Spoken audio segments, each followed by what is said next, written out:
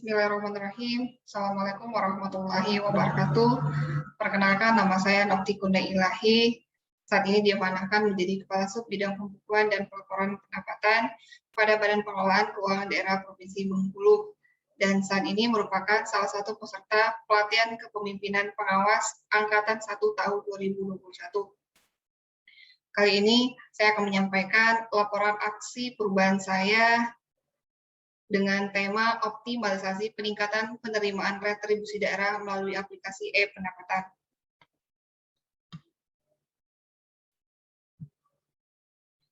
Adapun yang melatar belakangi aksi perubahan ini, pertama, adanya Undang-Undang Nomor 12 Tahun 2008 menetapkan bahwa pemerintahan dilaksanakan berdasarkan asas desentralisasi, asas dekonsentrasi, dan asas pembantuan. Kebijakan desentralisasi ditujukan untuk mewujudkan kemandirian daerah, anggaran pendapatan dan belanja daerah atau APBD yang merupakan instrumen fiskal pemerintah daerah untuk membiayai kegiatan pemerintah dan pembangunan.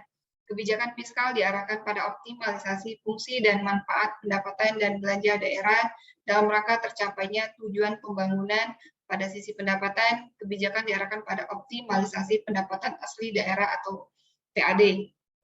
Pendapatan asli daerah Provinsi Bengkulu terdiri dari 4 komponen, yaitu pajak daerah, retribusi daerah, hasil pengelolaan kekayaan daerah yang dipisahkan, dan lain-lain pendapatan asli daerah yang sah. 2 komponen pendapatan asli daerah, yaitu pajak daerah dan retribusi daerah, memiliki peran penting dalam membiayai pemerintahan dan pembangunan daerah. Rendahnya perolehan pendapatan asli daerah, khususnya retribusi daerah, masih dianggap sebagai hambatan, dan ini harus segera dievaluasi secara sungguh-sungguh oleh masing-masing pemerintah daerah dalam upaya peningkatan pelayanan dan fasilitas kepada masyarakat. Optimalisasi sumber-sumber pendapatan asli daerah perlu dilakukan untuk meningkatkan kemampuan keuangan daerah. Untuk itu diperlukan intensifikasi dan ekstensifikasi subjek dan objek pendapatan. Dalam jangka pendek, kegiatan yang paling mudah dan dapat segera dilakukan adalah dengan melakukan intensifikasi terhadap objek atau sumber pendapatan daerah yang sudah ada, terutama melalui pemanfaatan teknologi informasi. Dukungan teknologi informasi secara terpadu guna mengintensifkan pajak mutlak perlu dilakukan, karena sistem pemungutan pajak yang dilaksanakan selama ini cenderung belum optimal. Dan pada bulan Desember tahun 2017, Badan Pengelolaan Keuangan Daerah Provinsi Bengkulu telah bekerjasama dengan PT Bank Pembangunan Daerah atau Bank BPD Bengkulu membentuk sebuah aplikasi yang bernama aplikasi e-pendapatan. Namun faktanya sampai saat ini aplikasi e-pendapatan masih terdapat kekurangan yang pada akhirnya belum secara maksimal mendukung optimalisasi penerimaan pendapatan asli daerah atau PAD. Jadi berangkat dari latar belakang tersebut, saya mengambil judul terkait dengan optimalisasi peningkatan penerimaan retribusi daerah melalui aplikasi e-pendapatan. Adapun tujuan dari aksi perubahan ini, yang pertama adanya tujuan jangka pendeknya, yaitu pembentukan tim efektif, kemudian terbentuknya format laporan pendapatan retribusi daerah pada sistem aplikasi e-pendapatan, kemudian merancang format laporan pendapatan retribusi daerah pada sistem aplikasi e-pendapatan atau e-penerimaan, melakukan mapping data pajak yang bisa dilakukan pembayaran non-tunai, melaksanakan rapat bersama dengan PT Bank Pembangunan Daerah Bengkulu atau Bank BPD Bengkulu dan PT Kolega, kemudian melakukan koordinasi permintaan pelaksanaan rapat pembahasan UIT aplikasi e-pendapatan atau e-penerimaan, kemudian terakhir menyusun SOP pelayanan penerimaan pembayaran non-tunai. Dan untuk tujuan jangka menengah, yaitu pelaksanaan sosialisasi pembayaran non-tunai ke seluruh OPD terkait dengan jenis penerimaan pajak retribusi daerah, kemudian pelaksanaan inovasi aplikasi e-pendapatan sendiri dengan pembayaran pajak secara non-tunai di beberapa channel ATM dan mobile banking. Dan untuk tujuan jangka panjangnya, yaitu melakukan pengembangan pelayanan penerimaan pajak retribusi daerah melalui QRIS yang nantinya terintegrasi langsung dengan aplikasi e-pendapatan. Adapun manfaat internalnya, yaitu tercapainya target pajak retribusi daerah, adanya optimalisasi peningkatan realisasi penerimaan pajak retribusi daerah, dan kemudian memudahkan untuk melakukan penarikan data laporan pajak daerah khususnya pada sektor retribusi daerah. Kemudian untuk manfaat eksternal, PT Bank Pembangunan Daerah atau Bank BPD Bengkulu selaku bank daerah sebagai fasilitator pendukung terlaksananya seluruh program kerja pemerintah daerah Provinsi Bengkulu. Kemudian memudahkan pelayanan bagi wajib pajak yang membayar pajak.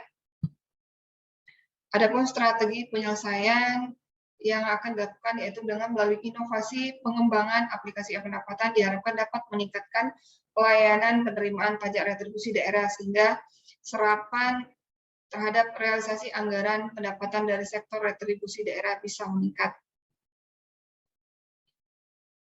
Dan untuk pelaksanaan aksi perubahan, pertama dilihat dari proses kepemimpinan, pertama untuk membangun integritas yang sudah dilakukan oleh kami, yaitu salah satu fungsi subjek pembukuan dan pelaporan adalah mengevaluasi, melaporkan hasil pelayanan pemungutan pajak daerah dan hasil pemungutan retribusi dan pendapatan lain-lain. Berkaitan dengan hal itu, bahwa mengawali pelaksanaan kepemimpinan dalam membangun integritas kami, yaitu dengan melaksanakan tugas dan fungsi untuk selalu melakukan inovasi atau pengembangan yang berhubungan dengan pelayanan pemungutan pajak daerah maupun retribusi daerah.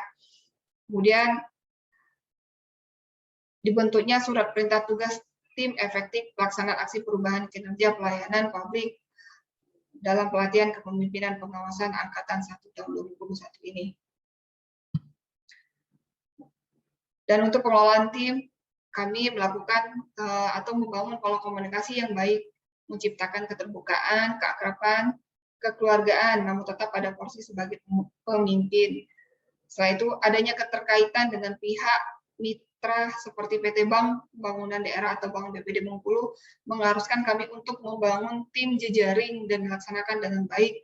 Jejaring kerja yang baik dan saling berkoordinasi akan mampu menghasilkan kinerja yang baik untuk mewujudkan program kerja yang sudah direncanakan sebelumnya. Hal ini juga sudah terbukti dengan terlaksananya aksi perubahan ini menunjukkan bahwanya adanya komunikasi dan koordinasi yang baik yang telah kami lakukan bersama PT Bank Pembangunan Daerah Bengkulu. Dan untuk pengelolaan budaya pelayanan terkait dengan pemanfaatan IT, pertama kami membangun kerjasama tim dengan menciptakan kedekatan, suasana kekeluargaan, terus mengadakan kegiatan makan-makan di luar bahkan pada momen-momen tertentu bersama-sama kami melakukan perjalanan dinas sekaligus menjadi ajang refreshing. Dan ketiga, yaitu membentuk grup WhatsApp yang fungsinya untuk membangun kelancaran komunikasi terkait dengan pelaksanaan aksi perubahan ini maupun kendala yang dihadapi dalam mengoptimalkan peningkatan pendapatan asli daerah atau PAD Provinsi Bengkulu. Selanjutnya, untuk capaian dalam perbaikan sistem pelayanan. Pertama, kami telah melakukan pembentukan tim efektif yang telah didukung oleh surat keputusan atau SK tim efektif yang telah ditetapkan oleh Badan Pengelolaan Keuangan Daerah pada tanggal 19 Juli 2021 dengan nomor SK/800/465 tahun 2021.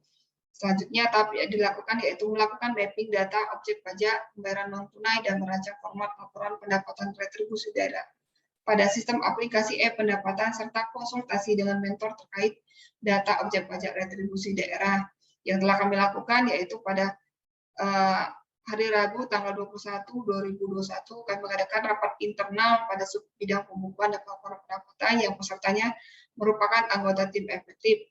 Dalam rapat tersebut kami juga melakukan pembahasan mapping data objek pajak pembayaran non tunai berdasarkan data dimulai dari penetapan target anggaran pendapatan belanja daerah atau APBD maupun APBD perubahan. Selanjutnya, tim efektif akan melakukan pemetaan atau mapping data mana data objek pajak yang bisa dilakukan dengan pembayaran non tunai oleh wajib pajak dan yang harus dilakukan oleh bendahara penerimaan OPD. Dari hasil rapat tim efektif tersebut, selanjutnya kami konsultasi kepada mentor terkait dengan hasil rapat tersebut dan sekaligus membahas kesiapan rapat dengan mitra kerja dan kemudian didapatkan finalisasi data objek pajak retribusi daerah dan pelaksanaan rapat dengan mitra kerja, yaitu PT Bank Pembangunan Daerah atau Bank BPD Bengkulu dan PT Kolega. Dan terlaksananya pada tanggal 11 Agustus 2001 dilakukannya rapat bersama dengan PT Bank Bangun Daerah dan kolega. Pada rapat ini dibahas tentang finalisasi mapping data objek pajak pembayaran non-tunai dan merancang format laporan pendapatan retribusi daerah sesuai dengan data yang diusulkan oleh tim efektif.